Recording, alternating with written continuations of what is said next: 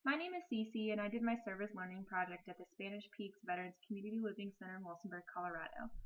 I visited the town every few weekends and decided to do my project at the Spanish Peaks Hospital.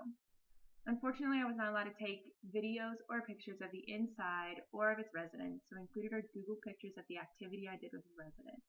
For privacy purposes, the resident's name has been changed. It was a very painless process of becoming a volunteer at the hospital. I met with a geriatric social worker at the center, and she already had someone in mind when I entered. She was a very outgoing and talkative individual and wanted to know everything about my life and my interests. I was also given a movie to watch to introduce me to dementia and its signs. She gave me a tour of the facility, and then I met with my master resident, Fred, then continued on to signing papers. Upon meeting him for the first time, he explicitly said that he hates small talk. He prefers silence or actual meaningful conversation.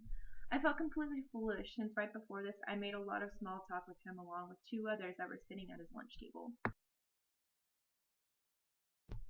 I was paired with an 80 to 90-year-old man who had recently been admitted to the hospital from a nearby town. He also had been diagnosed with cancer and did not have a long amount of time left. I was told that he has very minor dementia and forming sentences can be a little difficult. He had forgotten what some words were or got them confused with other words, so some of the conversations I needed to help fill in the blanks. I set a date for our first outing. The coordinator had put things into perspective with me saying that the resident may open up about life and his illness and that I could very quickly become someone very close to him, which hit me differently than I expected. I was very moved that such a little amount of time spent with one another would have such a large impact.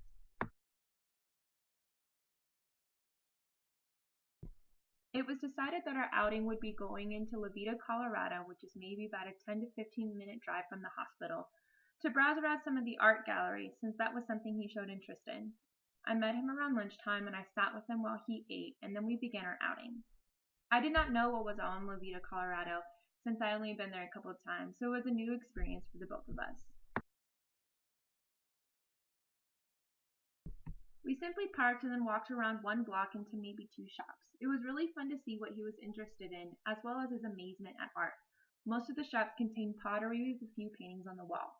I had intentions on doing more activities with him when I came to town, but he could not think of any other ideas and was content, so that is where our story ends.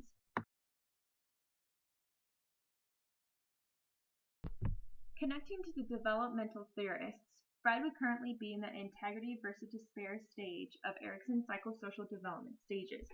He'd be looking back on his life and concluding whether he was happy or unhappy with his life. He currently does not have any family members left, and I do not believe he ever had children. He might have had a wife, but he was very connected to his previous friends in the town he resided in before. He may be very happy with how his life was lived, or he may feel the opposite. He didn't come off as if he was not happy with his past. He did tell me a few stories of fishing with his dad when he was younger, and they were funny stories that we both laughed at together. Looking at Piaget's theory of cognitive development, Fred would currently be in the formal operations state using abstract thinking. Technically, he would have been in this stage since he was about 12, but with moving to a different nursing home, the process of accommodation would be in use. He has to adjust to a new surrounding, and with this, he would need to fit new ideas in with his pre-existing idea. He really was trying to move back to the nursing home he came from, but ultimately I think he settled in and was happy to continue his life at the Spanish Peaks nursing home.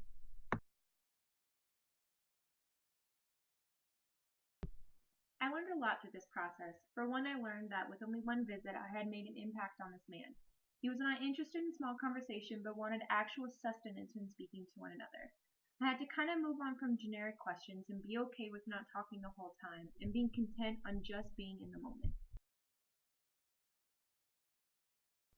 Along with this, I came to the realization that not everything goes one's way, even when you're an elder. Sometimes your life has changed, and in the beginning I could feel like the worst situation ever, but in the end it may be something that was beneficial and was needed in your life. Overall, this was a very positive experience, and I would love to continue on volunteering at other organizations.